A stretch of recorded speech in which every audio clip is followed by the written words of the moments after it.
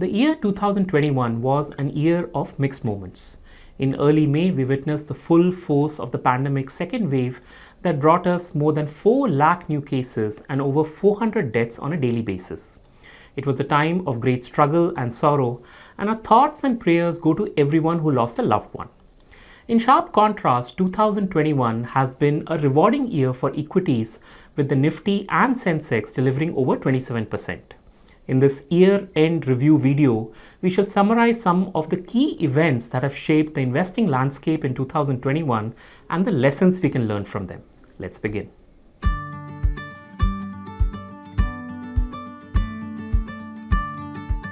In the last 25 years, we've seen 3 significant dips in the stock market. The first was in early 2000 with the bursting of the dot-com bubble, then the global financial crisis in 2008, and then 2020 when we had the COVID-19 pandemic.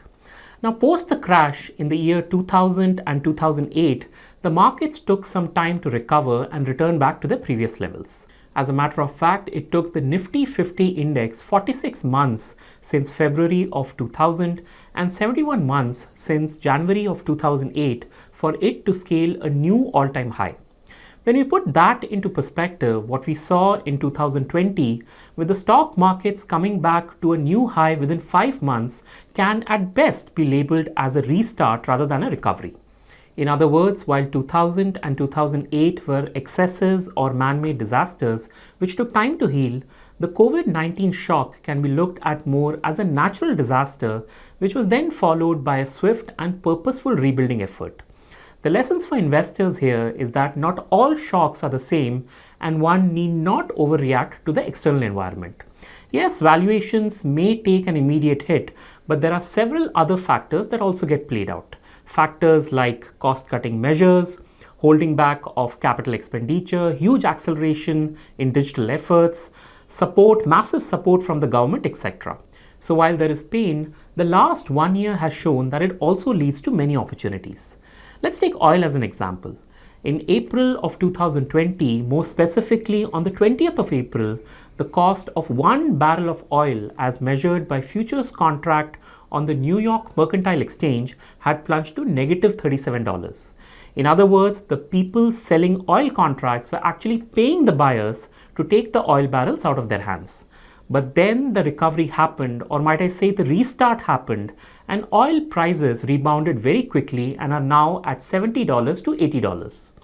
The same opportunity was seen in many other areas, and especially in commodities like copper, palladium, lumber, natural gas, etc., for whom the COVID crisis turned into a catalyst of sorts. So remember, not all crashes are the same, and there is a difference between a recovery and a restart.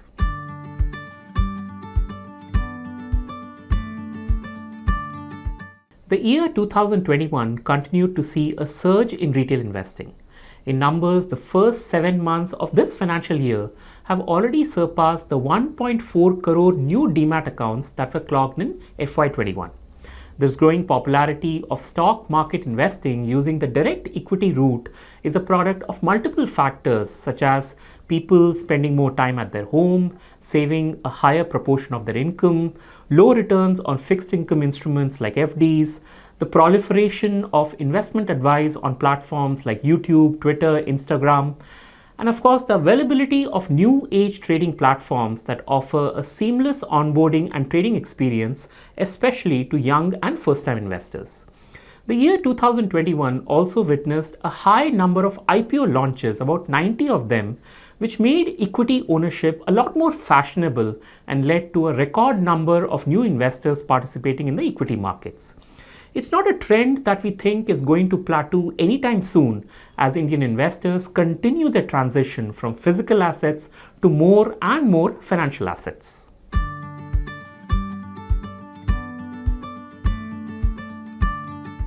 Truth be told, I was a bit shocked to know that over 10 crore Indians own a cryptocurrency. And while this 10 crore claim seems like an exaggeration, it can't be denied that 2021 was a big year for cryptocurrency. Bitcoin started the year at $29,000 and after twice doubling in value, it is at about $47,000 at the time of recording this video. This comes to an annual gain of 61%, which is more than enough to spark any investor's interest. But 2021 did a lot more for cryptocurrency. In fact, there were two major developments that one should take note of, which in our opinion will become even more significant in the coming years. The first area of note are the looming cryptocurrency regulations, with governments all around the world figuring out how to treat it. Earlier in the year, the small Central American country of El Salvador was the first to officially classify Bitcoin as a legal currency and is planning on building the world's first Bitcoin city. On the other hand, the People's Republic of China announced in September that all cryptocurrency transactions in the country are illegal. The Indian government and lawmakers are busy debating and tabling a bill on digital and cryptocurrencies, which is likely to focus on related areas like taxation, reporting of transactions, price volatility, and preventing the use of these currencies for nefarious and criminal purposes. A second development around cryptocurrencies is the interest shown in them by mainstream companies across industries. Tesla, for instance, has been an early fan of cryptocurrencies in spite of its up and down relationship with Bitcoin. Nevertheless, if reports are right, Tesla owns 42,000 Bitcoins, which at $47,000 each comes to about $2 billion. Other than Tesla, PayPal in the US allows customers to buy, sell, and also pay with cryptos. AT&T became the first mobile carrier to accept cryptos for bill payment.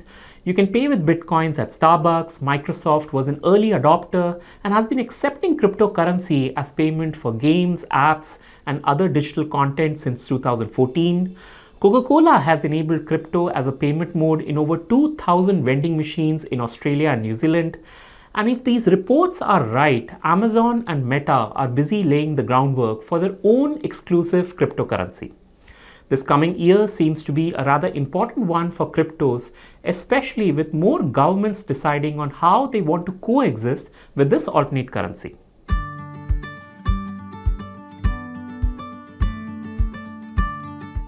At its 2021 annual shareholders meeting, the chairman of Berkshire Hathaway, Warren Buffett, repeated his long-standing suggestion that everyday investors should invest via broad market index funds.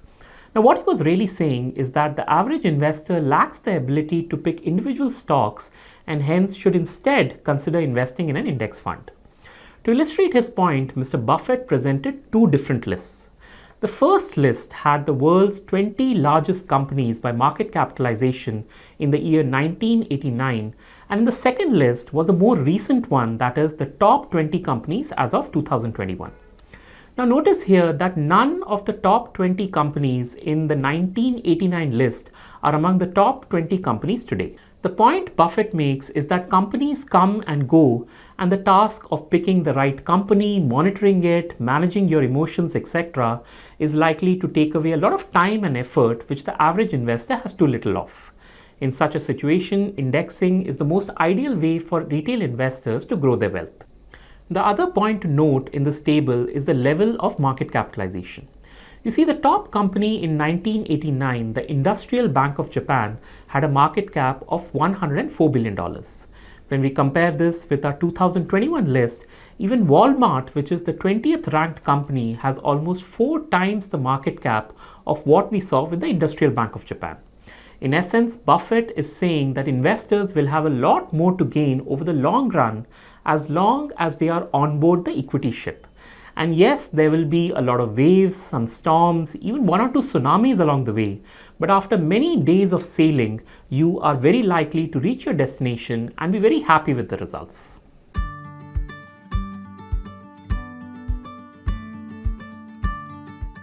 Controlling and managing one's investment behavior is the key to generating high returns in the stock market. For instance, the March 2020 market crash prompted many investors to sell off their equity holdings. The year 2021 was no different, with many investors reducing their equity allocation as the Nifty reached greater all-time highs, starting with 14,000 points in January, 16,000 in August, and 18,000 points in October of this year. Now, for someone who is in control of his or her emotion, this acceleration in the stock markets would have been pretty acceptable and par for the course. That's because while the Nifty 50 index has gone up, the index earnings per share has certainly kept pace with it. And yes, while there was a change in the earnings calculation methodology earlier in the year, one can clearly see that the stock market price and its earnings are trending in close quarters. Having said this, we suspect investors who don't use such reference points and are simply influenced by the movement in the price might have missed out on some visible opportunities.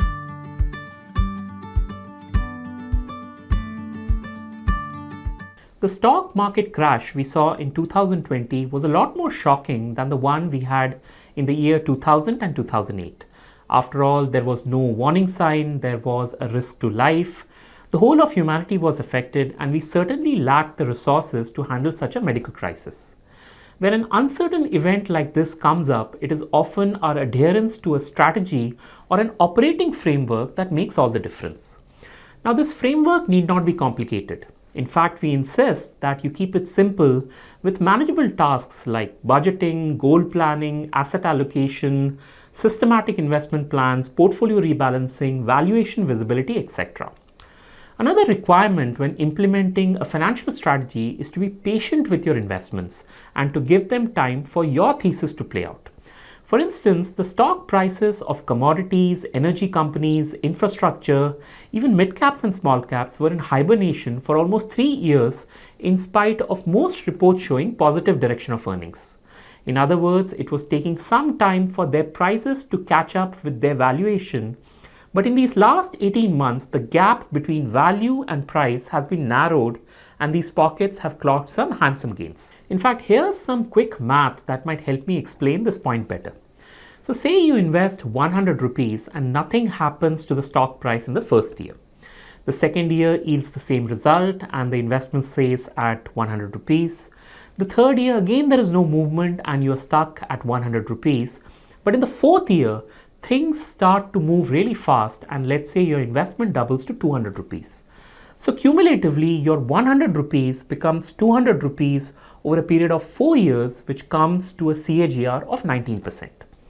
Now, an impatient person would have certainly sold too early, but someone with clear reasoning and a proper framework would have persisted and pocketed the 19% annual return. This happens all the time and to almost everyone. So if you are an investor, do take that effort to build and to improve your investment strategy.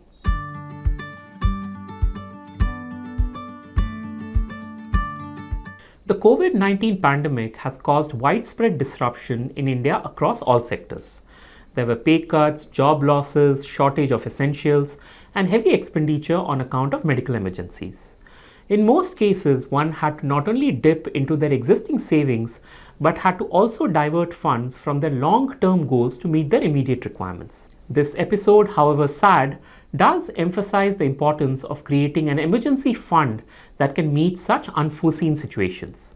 So if you still haven't stashed away 3 to 4 months of your income in an easily accessible instrument like a savings account, a money market fund, or the ETMONEY Smart Deposit account, then please do so at the earliest.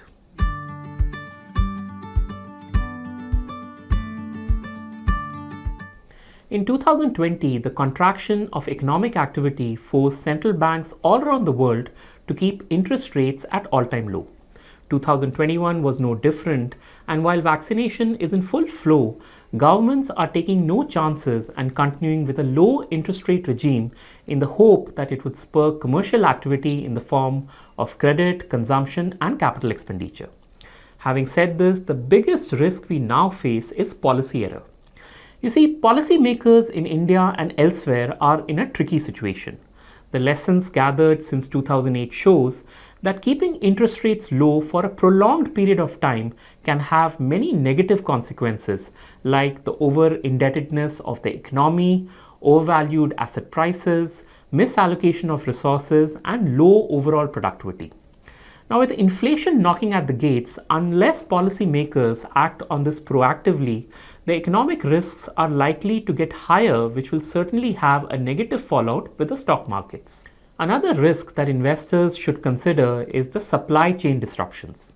We've seen a couple of them already with a shortage of semiconductors for the automobile sector and the dwindling stocks of coal for our power plants. It is our prediction that this disruption is not the last of it, and a few more imbalances will be revealed in the months to come. Similarly, there are now logistical risks to consider, labor risks to account for with factory or city shutdowns, inflation risk, credit risk, and a host of risks that one needs to consider. In conclusion, as we move into 2022, the only thing we can be assured of is that change is happening at a greater pace now, and new lessons will need to be learned as fast as we have to unlearn some of our past experiences. And with this, we come to the end of this video. On behalf of the team at ETMONEY, we would like to wish you a most wonderful New Year's and look forward to catching up with you next year with another insightful video. Until then. Mutual fund investments are subject to market risks. Read all scheme-related documents carefully.